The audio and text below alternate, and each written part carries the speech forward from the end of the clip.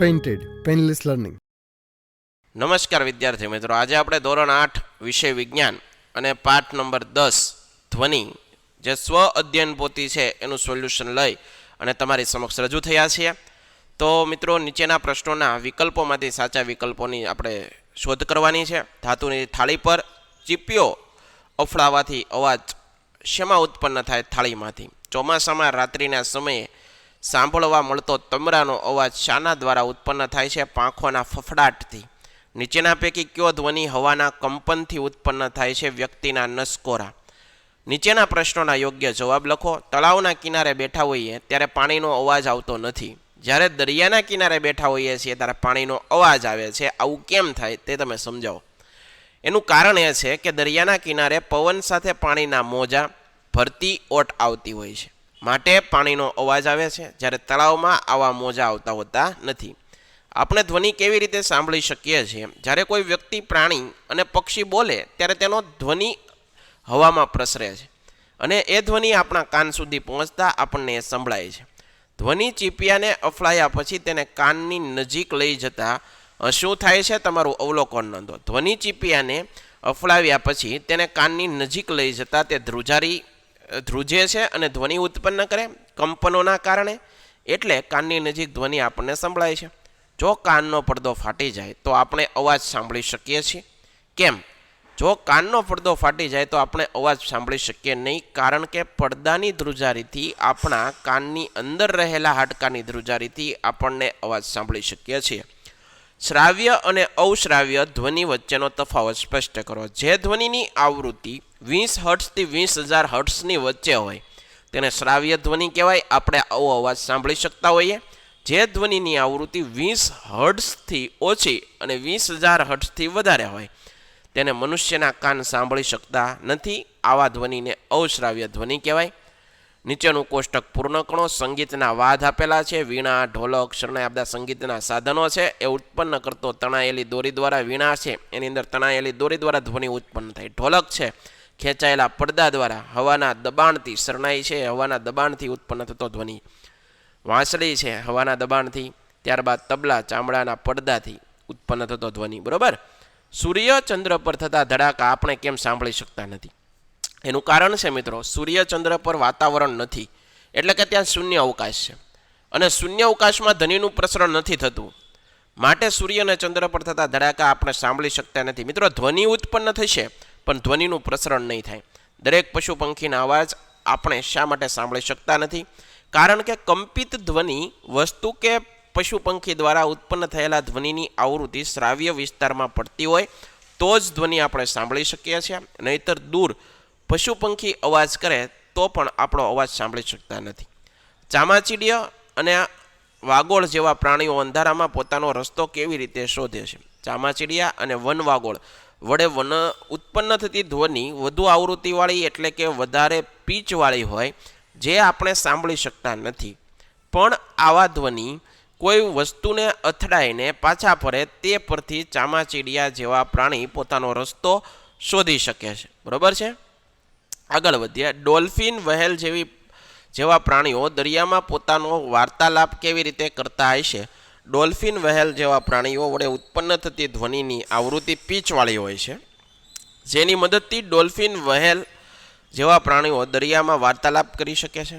Submarine દરિયાની અંદર સફર ખેડે છે, છતાં તે ખડકો સાથે ટકરાયા વિના પોતાના માર્ગ કેવી રીતે શોધે છે? તમે શિક્ષકની સાથે ચર્ચા કરી નોંધ લખો.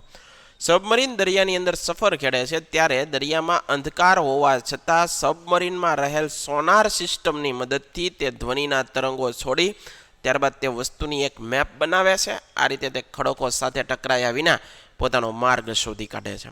વિમાન મથકની નજીકના મકાનોમાં રહેતા લોકોને શું નુકસાન થાય? તો વિમાનની અવરજવરથી આખો દિવસ વાતાવરણ ઘોંઘાટ ભર્યું હોય, જેથી તેને ઊંઘ પૂરી નથી થતી તથા ઘોંઘાટમાં રહેવાથી માનસિક શાંતિ છે એ હણાય છે. અનિદ્રા, હાઇપરટેન્શનની સ્વાસ્થ્ય સંબંધિત સમસ્યાઓ સર્જાય છે.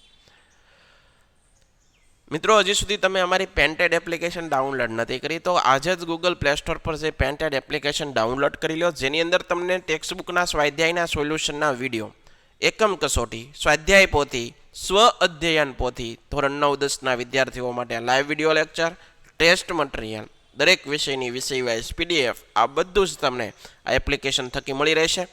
ભાવનગરની અંદર તમે વસવાટ કરતા હો તેના માટે ધોરણ 8 થી 12ના તમામ વિષયોનું કોચિંગ પૂરું પાડતી એક કોચિંગ ઇન્સ્ટિટ્યૂટ એટલે કે આલ્ફા એકેડમી ભાવનગર ખાતે સ્થિત છે.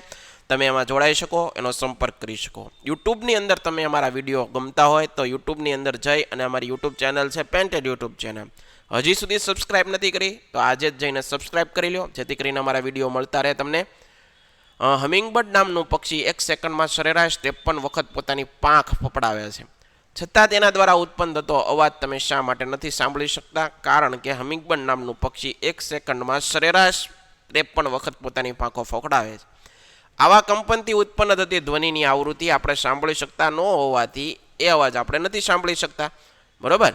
જુદા જુદા વૃક્ષોના પાંદડાનો ઉપયોગ કરી તેની પીપુડી બનાવો અને તેને વગાડવાનો પ્રયત્ન કરો. તેમાંથી નીકળતા વિવિધ પ્રકારના અવાજની કોષ્ટક તૈયાર કરો, જે અહીંયા દર્શાવેલો છે.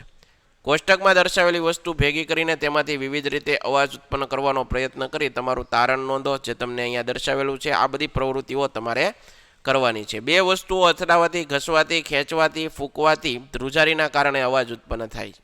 અને અવાજ કેવો છે તો એ અહીંયા લખ્યો છે, તીણો અવાજ, ઘેરો અવાજ. બરાબર, તો એ તમે જોઈ શકો. ધ્વનિ પ્રદૂષણની હાનિકારક અસરો. ધ્વનિનું પ્રદૂષણ છે મિત્રો બહુ આજે સમયના સંજોગોને લઈ અને ધ્વનિ પ્રદૂષણ એક મોટી વિકટ સમસ્યા છે. એના કારણે ઊંઘ ન આવવી, માનસિક શાંતિ જે છે એ હણાય છે, સ્વાસ્થ્ય સંબંધિત રોગો થાય.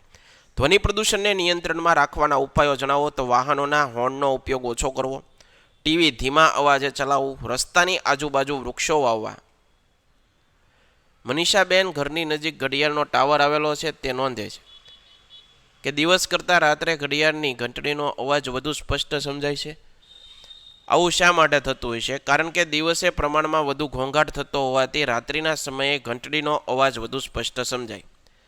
આપણે જાણીએ છીએ કે અવાજ ઉત્પન્ન થવા ધ્રુજારી જરૂર છે, પરંતુ બધા જ ધ્રુજતા કંપનો પદાર્થનો અવાજ સાંભળી શકતા નથી. અને શા માટે? આપણે જાણીએ છીએ કે અવાજ ઉત્પન્ન થતાં કંપન ઉત્પન્ન થાય, ધ્રુજારી ઉત્પન્ન થાય, પરંતુ ધ્વનિની આવૃત્તિ 20 હર્ટ્ઝથી લઈ 20,000 હર્ટ્ઝની વચ્ચે હોય તેવા ધ્વનિ આપણે સાંભળી શકીએ. પરંતુ જો આવૃત્તિ 20 હર્ટ્ઝથી ઓછી હોય અને 20,000 હર્ટ્ઝ કરતાં વધારે હોય તો એવા અવાજ આપણે સાંભળી શકતા નથી. દિવસ દરમિયાન તમારા ઘરમાં ઉત્પન્ન થતા અવાજની નોંધ કરો અને એ અવાજ શાના કારણે ઉત્પન્ન થાય તે નોંધો. પંખાનો અવાજ એ હવાને ફેંકવાથી, મિક્સરનો અવાજ યાંત્રિક મશીનના કારણે થાય છે. 2 અવકાશયાત્રી અવકાશમાં એકબીજાની નજીક તરી રહ્યા છે. શું તેઓ એકબીજા સાથે કોઈ ખાસ પ્રકારના ઉપકરણ વગર વાત કરી શકશે? ના, એકબીજા સાથે અવકાશમાં કોઈ ઉપકરણ વગર વાત નહીં કરી શકે. એનું કારણ છે કે અવકાશની અંદર ધ્વનિનું પ્રસરણ નથી થઈ શકતું, ત્યાં શૂન્ય અવકાશ છે. ત્યારબાદ આગળ વધીએ. તમને આ સોલ્યુશન ગમ્યું હશે. ફરીવાર મળશું, ત્યાં સુધી જય હિન્દ, જય ભારત, ધન્યવાદ. Painted Painless Learning.